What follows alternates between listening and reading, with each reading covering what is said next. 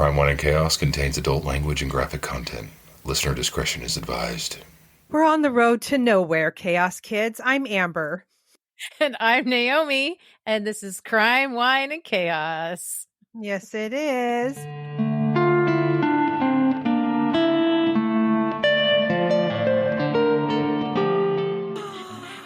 Welcome back. Welcome back. Thanks. It's good to be back. God. Hi, sister.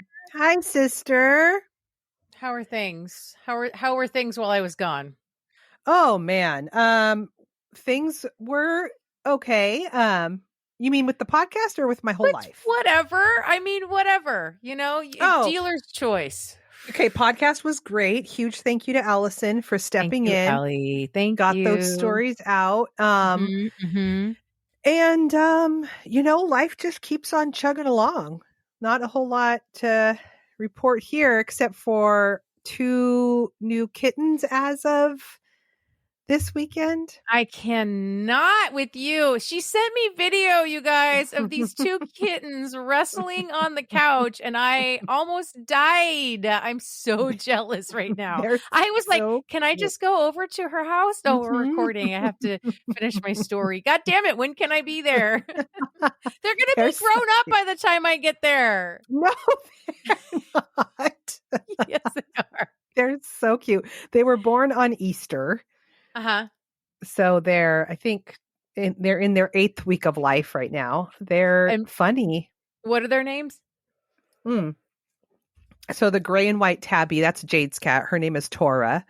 And the black and white one is our cat, and his name is Jack. Okay. Mm-hmm. I love it when cats have like just people names. I know. Okay, Jade was looking. Well, she's decided on Tora because I think it means like tiger or big cat in Japanese.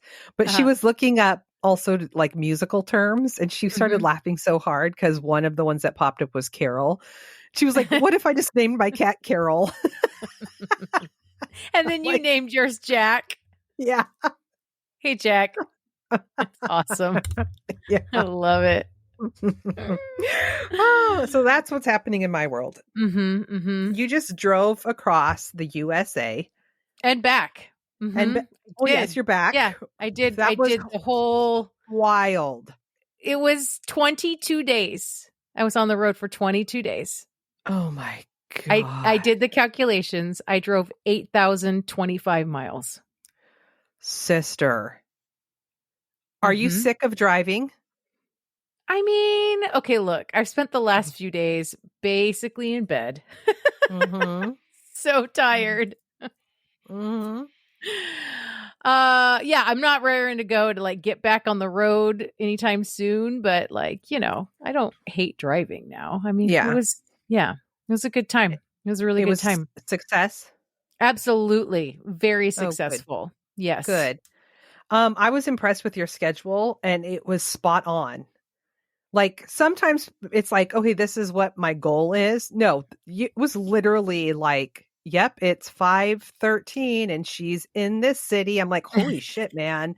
Because of course, you guys, Amber had I share my GPS location with Amber at all times. And I also shared with her my itinerary and where I would be on what days and what nights and where I was staying. And, so she never checked in and was like, I see you made it. She never did anything creepy. No, but I checked every day to see if you were in the city that you alleged to be in. And you were. And I was. Yeah. I did it. I did it. Oh, man. So there's this stretch of, I'm going to tell you this because tell me, this is, I shared this with my friends only on TikTok, but there's this stretch of highway. I believe it was in South Carolina. So I-95 runs up and down the East Coast. It's like our version of I-5, right? And it runs through all those states on the East Coast. And I was driving through, I'm pretty sure it was South Carolina. And there was this stretch for quite a ways. I can't really judge it in miles, but I could judge it in time. And I would say it definitely went on for like at least an hour, something to that effect. I mean, it was quite a chunk of time. Mhm. And like every couple of miles, there was like a billboard, and it was like low to the ground, like so low, like almost at eye level. Like it was just resting just above like the barrier on the side of the road, right? And then Mhm. and like right up on the road, like as close as you can get to the highway without it like hanging over the highway. Okay. Okay. Giant billboards. And for the most part, they were all yellow with giant, all caps, red letters. And they had messages on them. Like my favorite one was, it just said, Jesus's blood. Oh God. Mhm. And there was another one that said, I said repent.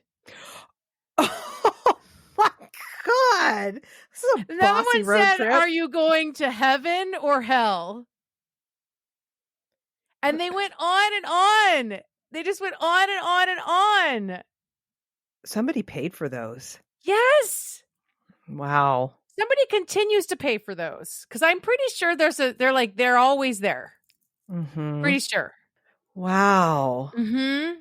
That's a whole vibe. Okay. It was a whole vibe, like all caps, like boomer leaving an angry message on Facebook and yelling at you. You know what I mean? Yeah. God. Mm-hmm. Fuck. Merca. Merca. That's I incredible. saw a lot of America. Let me tell you. I bet you did. I bet you did. Mhm. Do you have a Mhm. Do you have a favorite spot?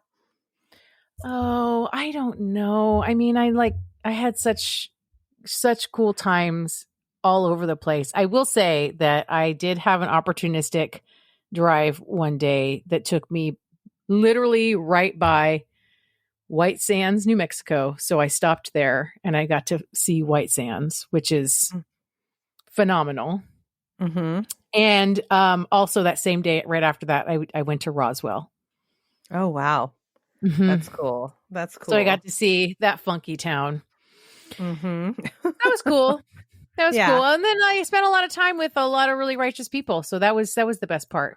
That was the best part, was the people. Yeah. I had a good time. What are you drinking, Good. sis? Oh, thank you for asking. I just have a Celsius drink. I've got the peach vibe.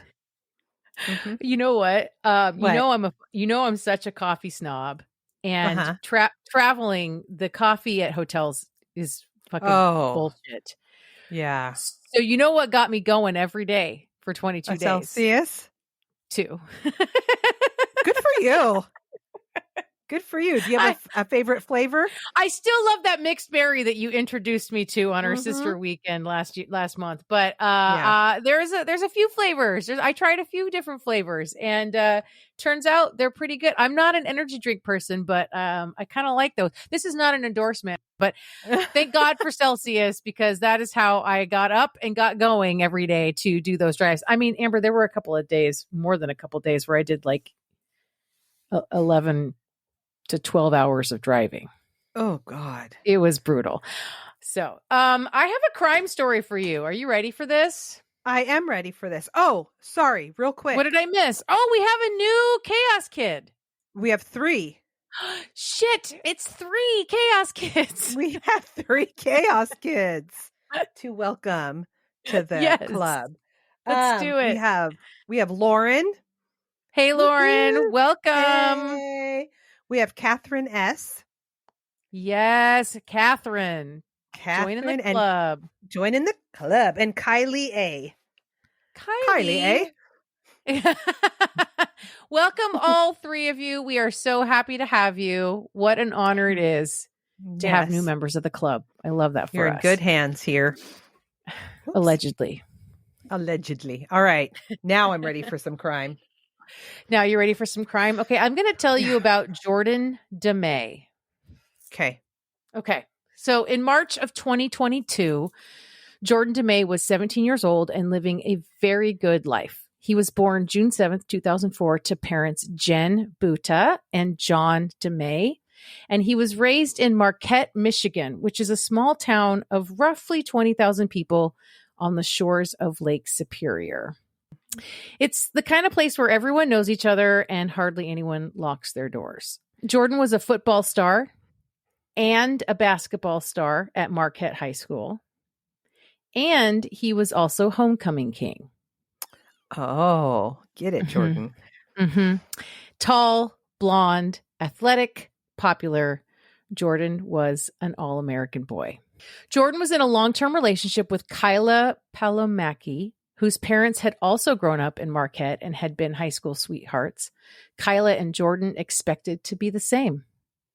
Jordan had been going to church with Kyla and her family, and he decided against a basketball scholarship to an out-of-state college so he could apply to Northern Michigan University in Marquette, where Kyla planned to go. Okay. On their 1-year anniversary, Jordan asked his mom, Jen, for Kohl's cash so he could buy Kyla a promise ring. Kohl's cash? Stop it. Mm-hmm. That's adorable. In the card he gave Kyla on her 18th birthday, he wrote, quote, "I want to spend the rest of my life with you. You would be such an amazing wife, mother, grandma, everything. And I cannot wait for those days to come." That's sweet. On March 24th, 2022, Jordan packed up his bags to leave his mom's house and head over to his dad's house. Jordan was getting ready to go on vacation with his dad and his dad's family. They were going to Florida for spring break, and he had laundry to do. At some point, he FaceTimed with Jen, and they exchanged a few text messages. And then that evening, Jordan spent time with Kyla at her house, kissed her goodnight, and went back to his dad's a little after 10 p.m. Early the next morning on the 25th, Jen woke up to see that Jordan had texted her at 3:41 in the morning. "Mother, I love you." Jen didn't think much about the text at the time the time of the text because Jordan often stayed up late playing video games. And since he was going on vacation, sending a late night text wasn't something that Jen felt was out of the ordinary. She immediately texted him back, but it was 6 a.m. and she didn't expect a response from him yet. She got her 2 little girls together to take them to daycare. And by the time she was done dropping them off, she was a little concerned that she still hadn't heard from Jordan. He should have been up at that point and texting her back. So Jen texted him again. "Are you okay?" Jen says she was overwhelmed with this feeling that she should drive over to John's house, but she didn't. She went home and she texted again. She just wrote, "Jordan." And he didn't respond. And now Jen is legit worried because Jordan would have absolutely normally responded by now. She is that mom. She would just keep texting until she got a response, and Jordan knows that. I'm that mom too. Yeah. Also, what time are they they're supposed to be getting on a plane on this day? Are they supposed to already be up or like? Not uncertain on Okay. the timing on that. Okay. But now Jen is in full panic and she texts Kyla and she asks if Jordan is at school. So maybe they're leaving like the next day. Oh no, because this would have been a Friday and this was spring break that they were going on vacation for. So maybe it was like they were leaving the next morning or something. Mm-hmm. Because Okay. he had left her house on a Thursday. It was Thursday night that. Mm-hmm. Last and day it of would- school before spring break. Right. And Okay. so she texts Kyla and is like, "Hey, is Jordan at school?" And Kyla's like, "No, he's not here." Kyla had also been texting Jordan, but her text seemed to not be going through. She had also received a text from him at 3:30 in the morning. It said, "Kyla, I love you so much. I made a mistake and wish I could continue, but I can't do this anymore. This was a choice I made and I must pay myself." What? Kyla couldn't even imagine what Jordan could possibly be talking about. She tried to call him 3 times. She texted him 8. She got no response. And now Jen is asking her if he's at school. Well, now they're both really worried, right? No shit. Yeah. No, nobody's calling his dad to say like, Well, hey. so then that's when Jen texted John. Okay. And she says, "Hey, is Jordan at home?" And 9 minutes later, John called her. And she knew as soon as she saw that he was calling. And all that John said was, "Jordan is gone." And then he had to get off the phone because the first responders had arrived at his house. John had found Jordan in his room. Jordan was sitting upright in his bed, leaning against a blood-splattered wall. His left arm hung from the mattress, and his right hand held a pistol. His cell phone was in his lap, the screen lighting up with messages. When detectives arrived on the scene and started processing it, they found no suicide note. Jordan had no history of unhappiness or mental illness. His bag was packed with swimsuits and sunscreen ready for Florida. The alarm on his phone kept going off. Everything detectives could see indicated that when Jordan got into bed, he intended to wake up. Mm-hmm. Kyla and Jordan's best friend Justin were both taken out of class and informed of Jordan's death. Both teens were beyond distraught. Kyla's dad basically had to carry her to the car to take her home. No. Kyla's phone wouldn't stop vibrating. People were messaging her asking if it was true that Jordan was dead. Rumors were spreading that Kyla had dumped him and that's why he killed himself. God.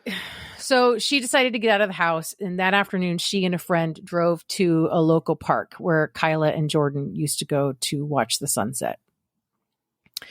Kyla kept staring at the last text that Jordan had sent her, while new Instagram messages kept popping up. Strangers were finding her account because Jordan's public Instagram profile looked like a tribute to Kyla. Half of his photos were of the two of them together, kissing, cuddling, dancing at prom. Mm-hmm. One message was from someone named Danny Roberts. Dani. Oh, like maybe a woman. The message had no words, just a photo of Jordan exposing himself in his bathroom mirror. Oh. Kyla was floored. She'd never seen a nude photo of Jordan before. Yeah. He was wearing the red, white, and pink plaid pajama bottoms that matched her own and the t-shirt he'd had on when he left her house. She looked at the timestamp. It said 3:30 a.m. Oh, it was from that night? Yes. This must be the mistake he was talking about, Kyla was thinking. And so she told her friend to take her home. And then she exchanged messages with Danny. She says, "What is this about?" And Danny says, "Do you know him?" Kyla says, "Do you?" Danny says, "Answer me." Kyla says, "Well, who are you?" Mm-hmm. Danny says, "I bet you know him." Kyla says, "That's my boyfriend. Why?" Danny says, "I swear I will ruin his life with this." What? Kyla says, "He killed himself last night. Please don't." Danny says, "Do you want me to ruin his life?" Kyla said, "He's gone. No." Danny says, "Do you want me to ruin his life? Yes or no?" I have so many fucking chills right now. What is going on? Kyla says, "He's already ruined. What do you mean?" WDYM. Mm-hmm. Danny says, "He is going to be in jail." Kyla responds in all caps, "He's dead." Danny says, "And this will go viral." And Kyla responded, all caps again, "He shot himself." And Danny replies, "Do you want me to end this and delete the pics? Yes or no? No. Cooperate with me and this will end. Just do as I say and all this will end." What? And then Danny started video calling Kyla on repeat. So Kyla ran to her parents and she's like, "Something happened last night." She's crying. She says someone has a nude picture of Jordan. Mm-hmm. Once this information was relayed to the police working on Jordan's case, the cyber digging began. Jordan had deleted the conversation he'd been having with Danny, so there was no evidence on his phone of any interactions with this account. Meta declined to provide law enforcement with the information they were requesting, even when the request was submitted as an expedited one, claiming it was an emergency in order to keep other kids safe. So the detectives had to go get a judge to sign a search warrant and non-disclosure order to force Meta to hand over the information. God. What the detective read in that 5-hour message exchange between Jordan and Danny was worse than he had thought.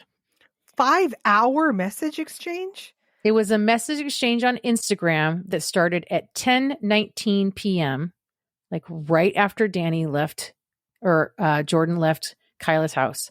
Mm-hmm. And Danny started the conversation simply by saying, "Hey." Jordan responded, "Who is you?" And he wasn't alarmed by what, for all intents and purposes, appeared to be a pretty girl around his age randomly messaging him. It happened sometimes. Her profile showed a cute smile, sunglasses on top of shiny brown hair, and she was hugging a German Shepherd. Okay. Danny told Jordan she was from Texas, but was going to high school in Georgia. They had a mutual friend and started texting about school life while Jordan did his laundry. Around midnight, Danny got flirtatious. She told Jordan she liked, quote, playing sexy games. And then she sent him a naked photo and asked for one in return, a sexy pic with his face in it. Oh, no. Jordan walked down the hallway to the bathroom, pulled down his pants, and took a selfie in the mirror and hit send. Mm-hmm. In an instant, the flirty teenage girl disappeared. Quote, I have screenshot all your followers and tags and can send this nudes to everyone and also send your nudes to your family and friends until it goes viral.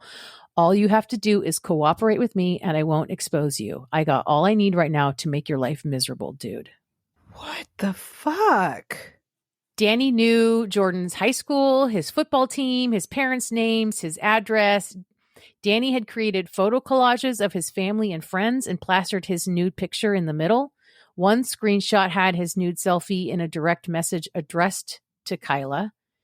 Danny said Jordan had 10 seconds to pay or the message would be sent. Oh, this is awful. Jordan asked how much. The price was $300. He transferred the money via Apple Cash and pleaded to be left alone. But it wasn't enough. Now Danny wanted $800. Jordan sent a screenshot of his bank account showing a balance of $55, offering to send everything he had. No deal, Danny said. By 3 a.m., Jordan was really not doing well. Jordan asked, why are you doing this to me? I am begging for my own life. Danny's reply was 10, 9, 8. I bet your friend will leave you for some other dude. Jordan said, I will be dead. Like I want to KMS. Oh. Danny said, sure, I will watch you die a miserable death. Jordan said, it's over. You win, bro. I am KMS right now because of you. No. Danny said, good. Do that fast or I'll make you do it. I swear to God. Now the detectives needed to find out who this person really was. It was definitely not a teenage girl in Georgia. Mm-mm. Tracing the IP addresses time-stamped on the records, the geolocation tool hit on Lagos, Nigeria. And that's when the local police department called in the FBI. Fuck. It would be early 2023, almost a year later, that the FBI agents in Michigan would home in on an apartment complex in Lagos. Social media records and email addresses obtained from Apple, Google, and Meta linked two brothers who lived there to the crime. Buried inside their Gmail and iCloud accounts, FBI found evidence that the two brothers, 22-year-old Samuel Ogoshi and 20-year-old Samson Ogoshi, had bought hacked Instagram accounts, including the one being used by the fictitious Danny Roberts. You can buy Instagram accounts? Yep. Oh, fuck. Okay. They had 12 photos, including the profile picture of the account's original owner, a teenage girl who hasn't been identified, as well as the nude photo of Jordan DeMay and the photoshopped collage sent to blackmail him.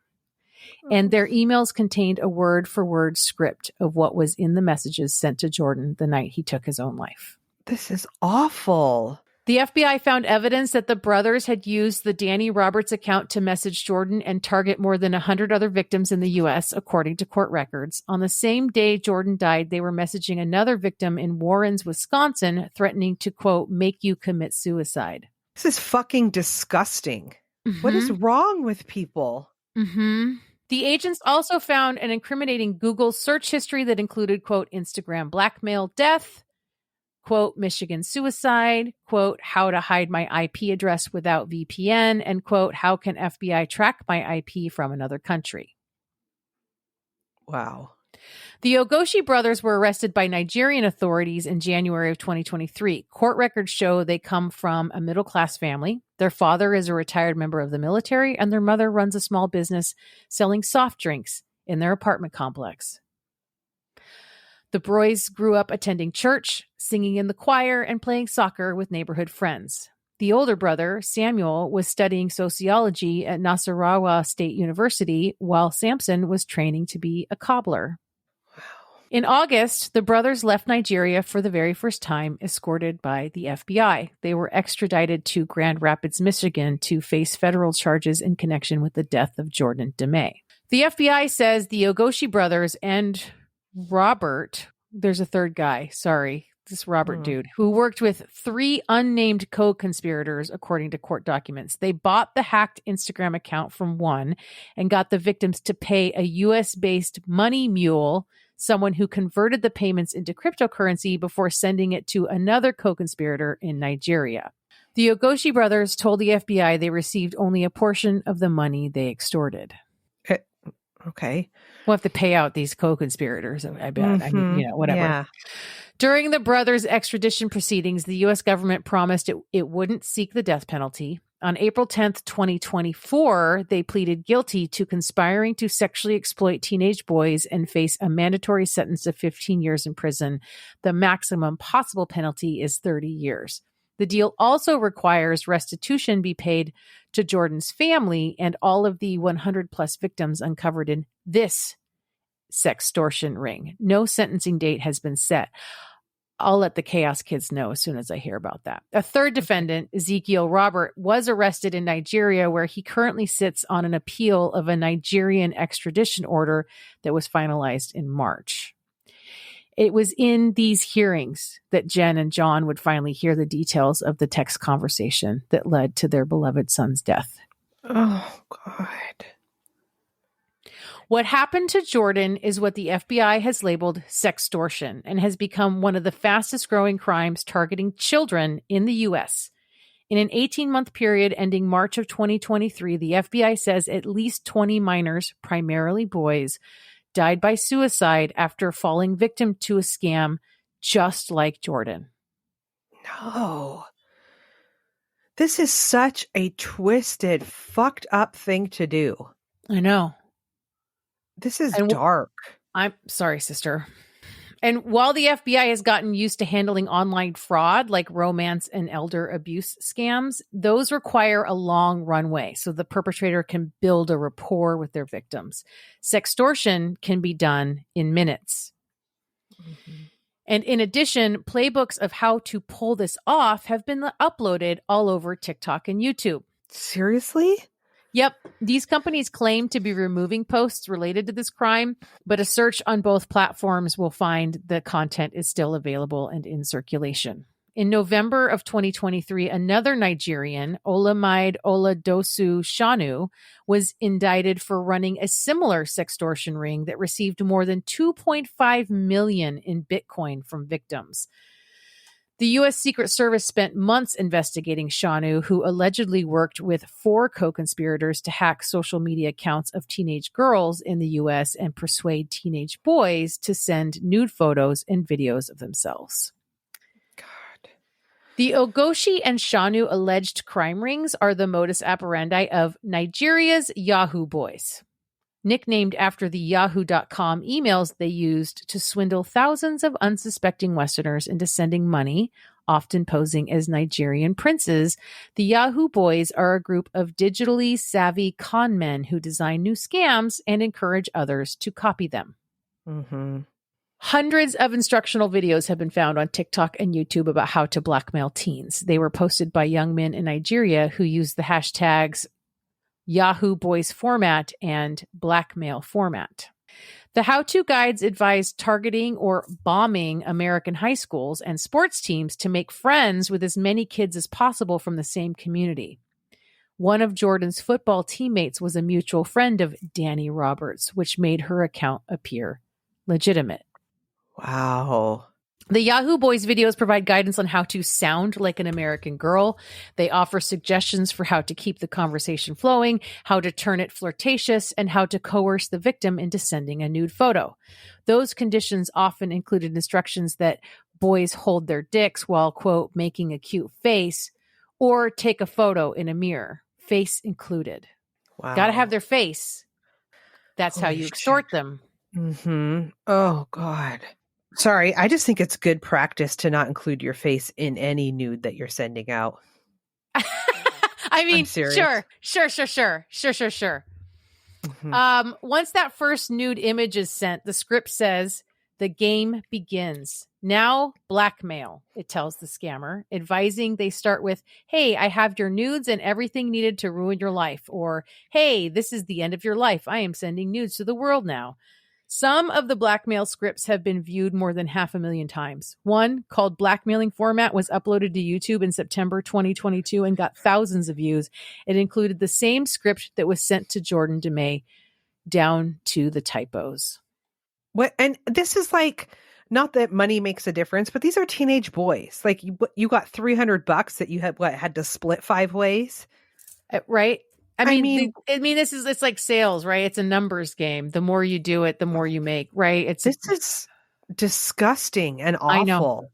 I know. Oh my God. That poor kid. I know. While YouTube and TikTok are the preferred platforms for how-to videos, the extortion typically happens on Instagram or Snapchat. Instagram contains extensive personal information that blackmailers can use to torment victims, including their location, school, and friends. Snap's disappearing messages give users a false sense of security that their images aren't being saved. In January of this year, Jen and John filed a wrongful death lawsuit in California accusing Meta of enabling and facilitating a crime. John also flew to Washington, D.C. to attend a congressional hearing with social media executives. He sat in the gallery holding up a picture of Jordan. Oh. Jen and John's case has been combined with more than 100 others in a group lawsuit in LA that alleges social media companies have harmed children by designing addictive products. The cases involve content sent to vulnerable teens about eating disorders, suicide, and dangerous challenges leading to accidental deaths, as well as sextortion. The lawsuits face a significant hurdle, overcoming Section 230 of the Communications Decency Act. This shield has long protected social media platforms from being held accountable for content posted on their sites by third parties. Mm-hmm.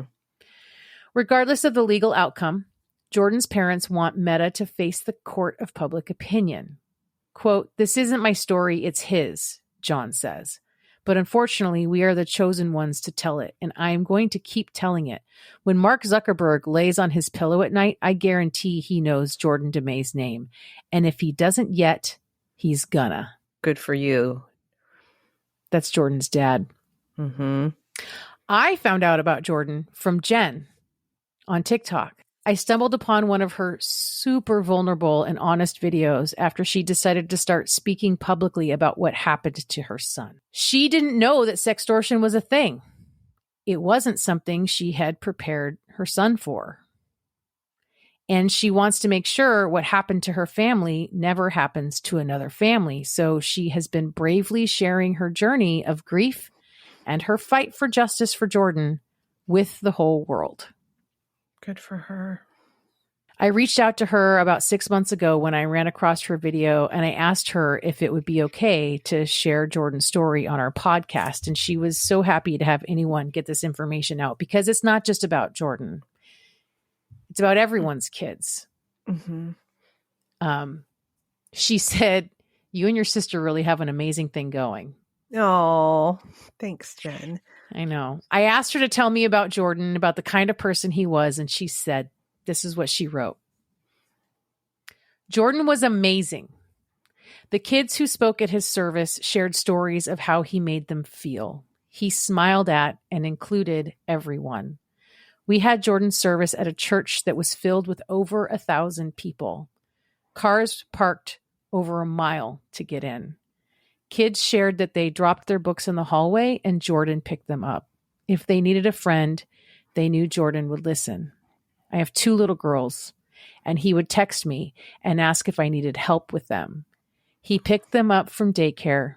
He loved going to grab them from their room.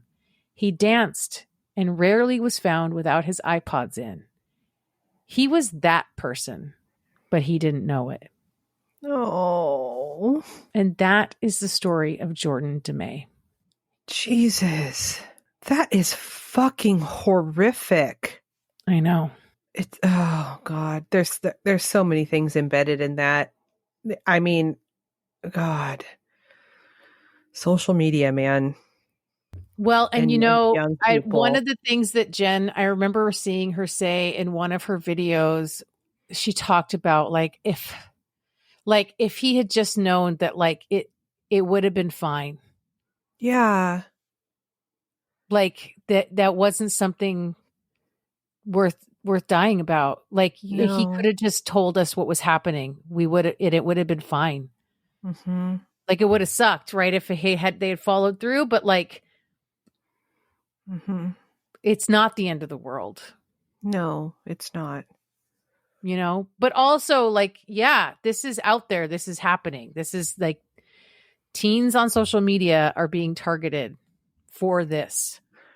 It's so that is so dark and so gross. I know.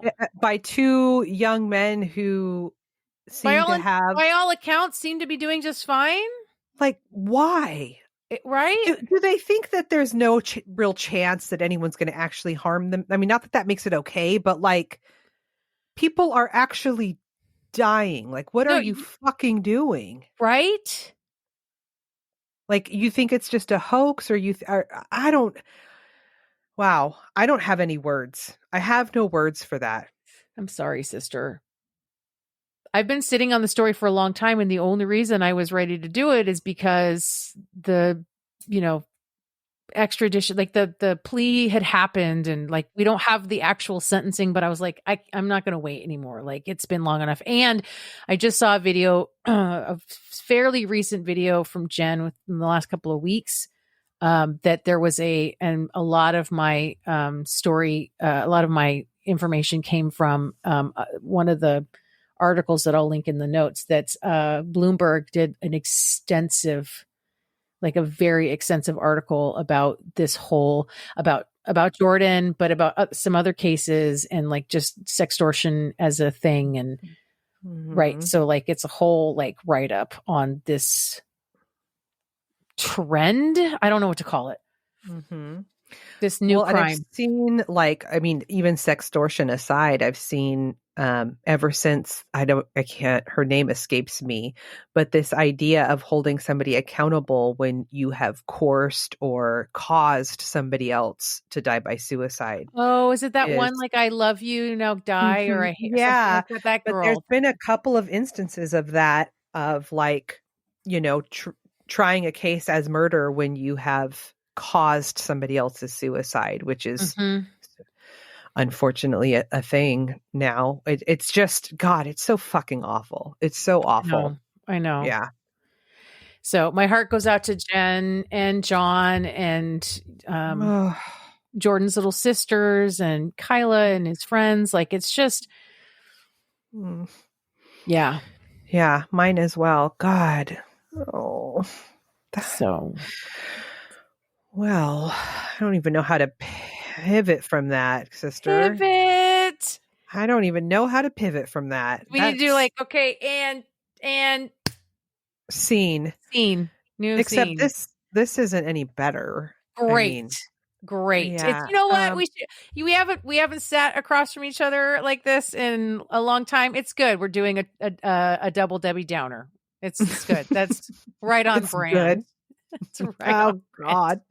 It sure is. Wow. Okay. Well, I'm gonna tell you about the Titan Submersible.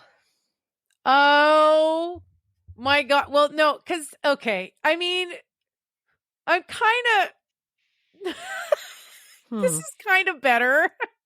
It's not much better. Okay. Side note, did you see that the orcas are back on their shit? Good for them. Yeah, they took out another yacht last week. I'm like, get the fuck out of here with your bullshit. Right? Team Orca, always. Yeah. God. Sorry. Anyway, all right. No, Titan. It's okay. No, let's do this. All right. Let's do this with the Xbox controller and oh my God. Stop. Okay, yeah. So let's start with Richard Stockton Rush III. Okay, you know what? Anyone when we're starting out who starts out as the third, okay? Mm-hmm. The third, we're already in Nepo baby territory, all right? You know what I'm saying? Mm-hmm. Fuck this guy. I'm going to be that girl this whole story. I'm sorry. Great. I can't. Like, I'm Great. really hating on the rich right now. Really hating on them. Sure. Well, then you're gonna fucking love Richard III. So he was an American businessman / engineer Uh-huh. and the co-founder and chief executive officer of OceanGate, a deep sea exploration company. Okay. He was born into a wealthy family and was the young. Sorry. Of course he was. Mm-hmm. Was the youngest of 5. Was he the only boy? I don't think so. Maybe. He must be if he's the third, because normally you give that to your firstborn male baby, right? Like your firstborn, the baby. Unless they did some weird shit and he has an older brother that's the second. Oh. Because they would do something like that. Mm-hmm. Don't even get me started on the fucking juniors, first, second, third. We've already talked about this. I know. You guys go back and listen to other episodes if you hadn't heard us talk about this. Give your babies their own identity. Jesus fucking Christ. Mm-hmm. Okay, so he's born into a wealthy family. As a child, he wanted to be an astronaut, but due to poor vision, this career path wasn't an option for him. Okay. He's someone where like that was the barrier for him, the vision. That was otherwise. No, he would have totally been an astronaut. No, of course. Sure. Yeah. No, sure. NASA's like half of NASA for like ever has been run by like ex-Nazis. You know that, right? Sure. That's real. Operation Paperclip, you guys look into it. Okay. So, but he was also fascinated by the idea of, humans exploring areas in the universe that was unnatural for humans to explore, such as space. But when that wasn't an option, he turned his exploration pursuits to the ocean. Mm-hmm. Another place we're not supposed to be. Okay, what do you think would be scarier, though? Oh, we're going to do a would you rather? Would you rather? Yeah. Would you rather in a really long time. What would you rather do? Would I rather go to the bottom of the ocean or go out into space? Yeah. Oh, I think I'd take my...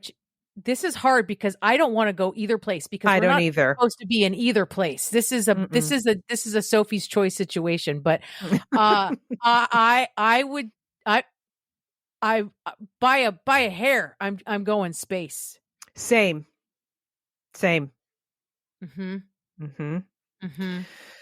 Yeah, same. Okay. There's no claustrophobia in space like there is. The pressure. Oh, yeah. I can't. Plus, there's monsters in the water. Space is basically empty. It's mostly empty. Mm-hmm. Yeah, totally. Okay, same. Okay. So anyway, to date, humans have only explored about 5% of the ocean. So he thought there was a lot of room for exploration, and he wanted to be the one to make the big breakthrough of that. Mm-hmm. So he was a scuba diver as a hobby. He spent time diving in the Puget Sound. In 2006, Sound? Oh, OceanGate is an Everett-based company. No way. How did I not know that? This guy's from Seattle. I don't know if he's from here, but this is the coast that he chose for his ocean exploration initially. P&W. Oh, for God's sake. Okay. Also, I'm just going to say, guys like this that are like, I'm going to go explore and discover things and like stamp my name on history because I can, because I'm a Nepo baby. This is like some Oak Island shit. You know what I'm saying? It's like, it's like in the same camp. It's like somewhere, maybe not the same exact cabin, but they're on the same campgrounds. You know what I'm saying? Sure. Yeah. On the same campgrounds. Yeah. So in 2006, following his first trip on a submarine in British Columbia, he became interested in ocean exploration at lower depths and wanted to have his own submarine. So in 2009, he founded OceanGate along with his business partner, Guillermo Solheim, who ended up leaving in 2013. Guillermo? Oh, yep, that's probably correct. Guillermo I feel like Phoebe right now. Nestle to la house.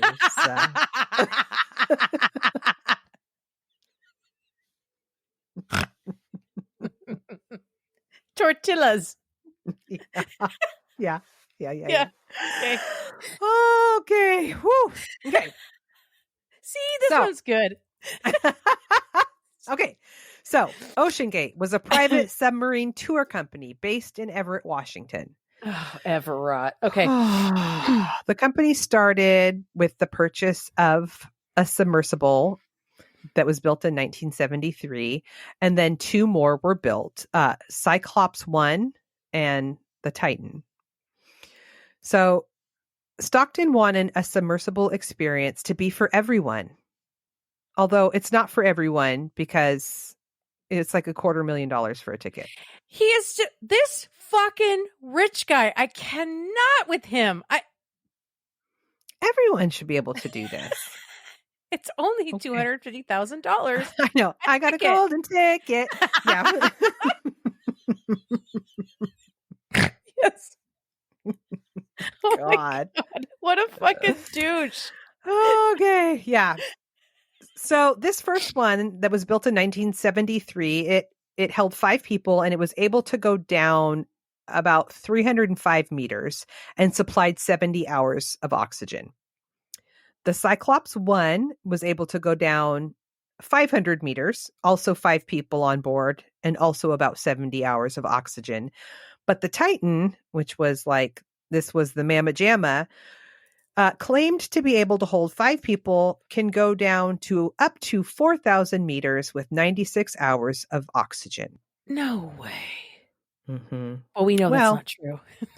Well, I mean, yeah. I mean, So you can go down there. It's fine. You might not be coming back up. That's what I'm saying. Mm-hmm. That's all I'm saying. So just for reference, the Titanic wreckage is at 3,800 meters. Okay. So up to 4,000 meters in this thing, I feel like not the kind of machine you want to be pushing to the max. Right? You know? Yeah. Just because maybe it can doesn't mean it should. Right. Right. Okay. We know how this ends, so. Mm-hmm. So this was built specifically so that people could tour the wreckage of the Titanic. So Just anybody could tour it, Amber. It's for everyone.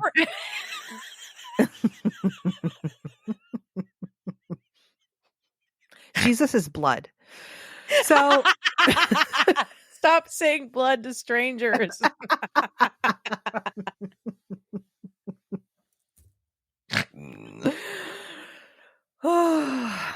Okay. So it was 22 feet long. It weighed 23,000 pounds, and there weren't any seats in it, and there was just one porthole window. Okay. It used a video game controller as the steering wheel, as one does. Which, I'm sorry, like, I realize that we came from the camp of, like, old school, but I distinctly remember whacking the shit out of that thing against the floor to get it to work many times. Right. I'm not using that to steer a submarine. Right? Like, just... God. The fuck? It's fine. God. It's fine. It's fine. It's perfectly fine. You just have to blow into it. It'll get going. Jiggle the cord. Okay, so the temperature of the public was not great as far as the safety of the tour. Submersibles in general have a pretty good track record, but and Stockton would regularly sort of quote that, but he's also pulling stats of like military subs and like not a tour sub that he made himself to go down to depths that people shouldn't be. He was just making these blanket statements like submarines are safe. It's like, well, yeah, but not yours. Right. Mm-hmm. Yeah. Okay. Yeah. So on June 16th, 2023, the Titan set out on a ship from Newfoundland, Canada. with all the Titan passengers for that day. They would take the ship out to the site of the Titanic, and then the sub would be submerged from the ship. And June 18th, they would arrive to the site. So, they chugged on out there, and that's when the sub would start its descent. Okay. The whole point was for him to discover uncharted waters, but we're just going to go down and look at the Titanic and charge $250,000 a pop to do that? Like, is he actually trying to discover things, or is he just trying to make money off of already very rich people? I think his motivation is money, but he's veiling it in. Of course. Well, I mean, yeah, exactly. I know. This is going to sound weird, but pretty sure he's saying one thing and doing another. Yes. Oh, God. Okay. So on the boat, or not the boat, on the submarine that day was Hamish Harding, Shahdaza Dawood, and his son Solomon Dawood. Crew member and Titanic expert Paul Henry Nargilot, nailed it, and the Ocean Gate founder Stockton Rush, who was the Submersible's pilot. He was in charge of the video game controller. The CEO was in charge of the video game controller. He went on that was part of his safety guarantee, was that he went on every dive. Safe and tea. Mm-hmm. Yeah. I'll do it. So therefore, it's fine. This is fine. Okay. So the sub, here's part of what, there's been some speculation about why this happened, but one of the things that was weird was that the sub was being towed behind the ship rather than being on the ship's deck and submerged down. And the waters were really choppy that day. So some people kind of speculate that it compromised the integrity of the body as it's being towed behind the ship. I did not know that. Yeah. What? I don't know why that was the method. Not sure. Sounds weird. Maybe the fucking orcas chewed it up. I don't know. The orcas rammed it a few times when no one was looking. Fuck you. Yeah. Hashtag Team Orca. So yeah. So on June 18th, they're supposed to start their descent at 4 a.m., but it was delayed until 8 a.m. because of the weather. So, okay. Mm-hmm. So Paul, our Titanic expert, was an ex-Navy officer and had been to the Titanic site over 30 times. He was friendly and loved exploring the ocean and making the dream of ocean exploration a reality for others. Not for everyone, just but for the those people who can afford it. That's right. Mm-hmm. Hamish was a multimillionaire. He has been to space, Antarctica, and had already been to the depths of the ocean. Oh. And then on board was Shahzada Dawood and his son, Solomon. Shahzada was supposed to have his wife, Christine, with him, but it was Father's Day weekend. And so Christine said he should take their son instead. I'll go next time. We'll take this trip. We'll just drop $500,000 another time and we'll go together on, our anniversary or something. Anniversary or something. Whatever.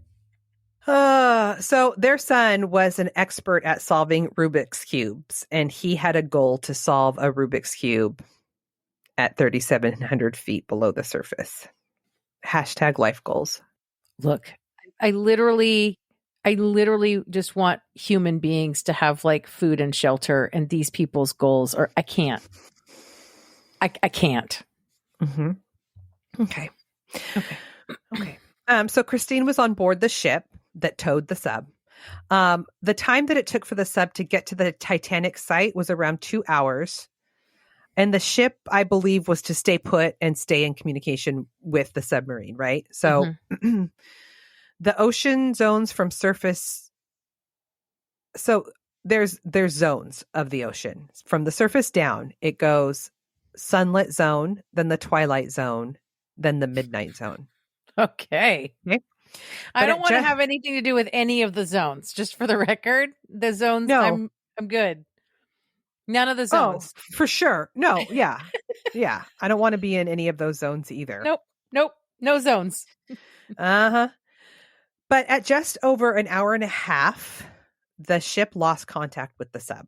So they tried to troubleshoot, believing that it was just some sort of technical issue, but they were unable to make contact.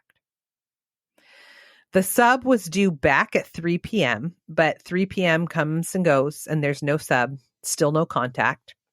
And despite this, nobody on the ship contacted the Coast Guard. In fact, the Coast Guard isn't contacted until 5:40 p.m., a full 8 hours after losing contact. What? Mm-hmm. Well, also, what's the Coast Guard going to do? The Coast Guard doesn't have submersibles that go 4,000 fucking meters. Well, they do have some cool shit, though. We'll get to that. They've got Okay. sound detectors and stuff. Okay, all right. Yeah. They don't have that shit on the ship that they're on. Like you think that they have this stuff too. Like, Naomi, okay. they got Sorry, there with the video game controller. Fair enough. Okay. So just for some history of this Titan, the Coast Guard had been called every time the Titan had been launched, and it had always been fine. And it is speculated that due to search and rescue costs and possibly harming the reputation of Ocean Gate and embarrassing Stockton III, the people on board decided not to call the Coast Guard. Okay. Mm-hmm. So finally they do. They get search and rescue out to help, and the search area is huge, and it involves international assistance due to the location. They have air and water searches from the U.S. and Canada, Coast Guard, military, right?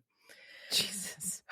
Also, these searchers and rescuers are generally for ships and people on the surface of the water. They don't really have Right. experience in searching beneath the water for a submarine. Mm-hmm. Mm-hmm. Mhm. Mm-hmm. Mm-hmm. Also, because of the current, along with the huge lapse in time prior to being called, the searchers don't really know where the Titan is. Right. It could be anywhere down there, Right. So they circle this huge fucking area. And to add to that, Stockton specifically created a vessel that can go further down than any other. So there isn't anything available that the military has that can go down that far to look for them. Right. He didn't think this through all the way. No. Mm-mm. No. And then this is terrifying. On top of that, the Titan could only be opened from the outside. So you get bolted in. Not that you could actually just like pop the door open and swim away down there, but in theory, maybe if you got to the surface eventually, you could, but they couldn't because there was no way for that to happen.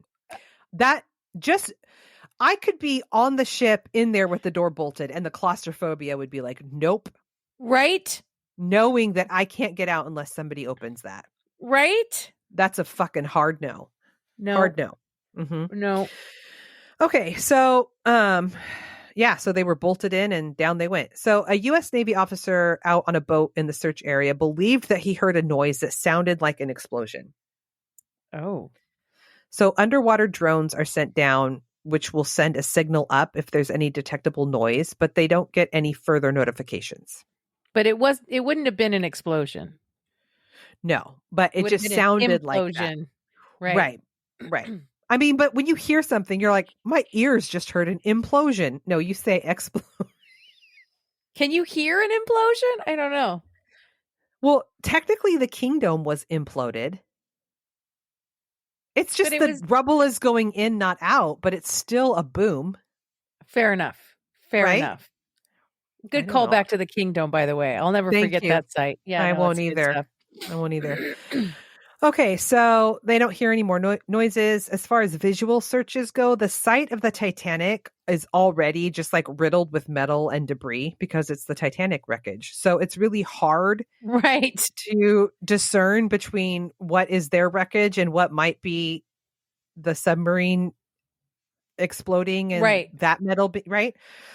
Okay, so Coast Guard spokesperson said at a press conference, this is a search and rescue mission 100% rather than a wreckage recovery mission. Okay.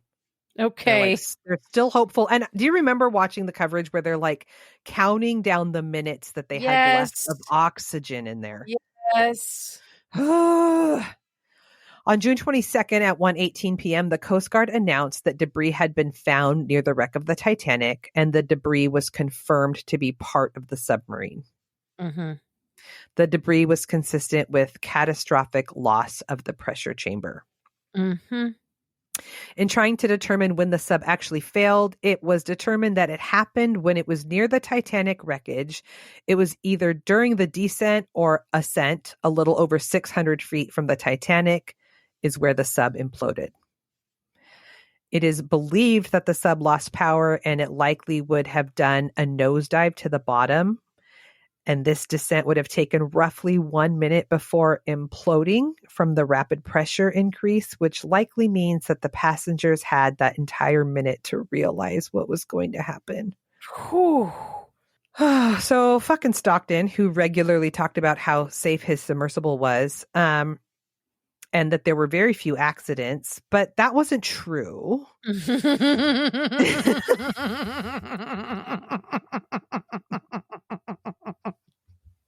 Sorry. Okay, this is gonna I not to spit my water out on my microphone. I mean, because I don't know if you're going to get into this, but I watched a whole thing about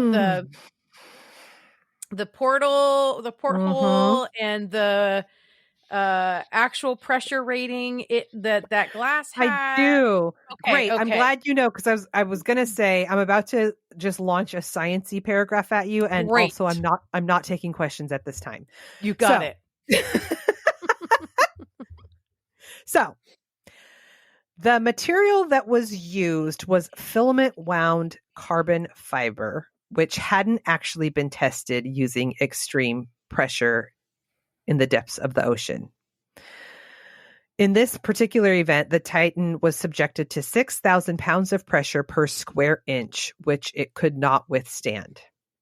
Yeah. This sub had made this trip before, but it was presumed that the multiple trips along with the towing of the sub out to the location may have caused the carbon fiber to get weakened, and it could no longer withstand the pressure that it previously had. Mm-hmm. A former employee at OceanGate also noted that Stockton was in such a rush to get in the water that he was cutting corners where safety was concerned, and he always acted like he knew better than everybody, and he lashed out and fired employees who questioned his decisions. Yep. Because he is a spoiled, rotten, fucking Nepo baby who just does whatever the fuck he wants with mommy and daddy's money. Mm-hmm. This reminds me of the people that spoke out post Pinto's exploding. Right? Like, you hired us as engineers and we're telling you this isn't safe. And they're like, nope, it's safe. We're doing it. It's like, yeah, it's Boeing whistleblower shit. Mm-hmm. Mm-hmm. Yeah. So, of course, this was all fucking motivated by greed and Stockton being cocky and overconfident and not listening. No, Amber, he wanted to make the ocean depths accessible to everyone. Mm-hmm. Who could pay for it. Who could? Oh my God. Anyway, after this disaster, OceanGate made the following post on their website. Quote, OceanGate has suspended all explorations and commercial operations. Sorry. It was still fully up and functioning for a long time. That's a new post. Oh, really? Yes. Yes. You don't come back from that. I'm sorry. You don't come back from that. Well, No one's ever getting on another of your submersibles ever again. Submersibles. Well, also the guy booking like went down with the last one. So I don't even know. He fired everybody that questioned him, and then he imploded. So I don't know who's I already booking actually what. fired somebody who said that they were using shit that was not rated to that depth. Yes. Like that was one of the people that got fired, was somebody who was trying to say like, this is not safe to go that far. Correct. Yeah. Yep. Oh my God. And that's the fucking Titan submersible. And it had like Inflatable. 70 hours. So they like, it was like 3 days that they were doing that countdown. And I recently, so you know that there was that like spectacular collapse of that bridge in Baltimore. Yes. And 6 construction workers went down with that bridge. And they gave up the search for their bodies after like half a day or something. Jeez. They didn't find all of them. Mm-hmm. And people were like, but we can spend millions of dollars and the U.S. Navy and shit looking for these 5 fucking rich people in the middle of the ocean who chose to go to the bottom of the ocean with the risks that come with that decision. Right. But we can't spend another day or two looking for the bodies of these fucking workers that just died doing their jobs. Yeah. Oh, yeah. It's all so fucking backwards. It's so fucking backwards. I'm sorry. I don't have any sympathy for any of those people.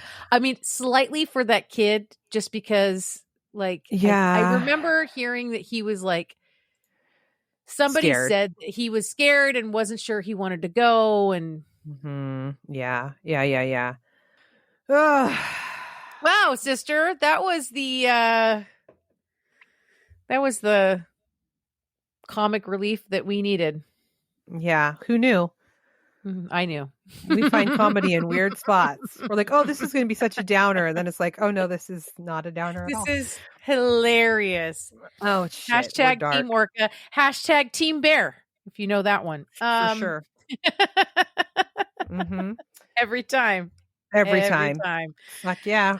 Well, sister, that was amazing. It was so good to sit down and record with you again. I can't believe how long it's been since we did this. It's been like a month. I know. Welcome back. Hey, thanks. It's good to be back. It is. It's good to be back. And we'll do this again soon. Promise. Yeah, I'll be ready. I promise. Me too. I promise. Guys, you can follow us on all the things. You can find us on all the things. If you want to hear our bonus content, we have another bonus episode that dropped like 5 days ago. Heck yeah, we do. Come join the Chaos Kids Club. It's $5 a month, man. You get a bonus episode. You get our regular episodes drop a day early for you.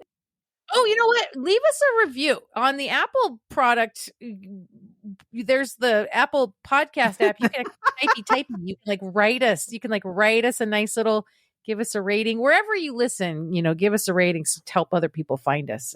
Really appreciate that. Sister, I love you. I love you so much. That was really chaotic. So fucking chaotic. Goodbye. Bye. Bye.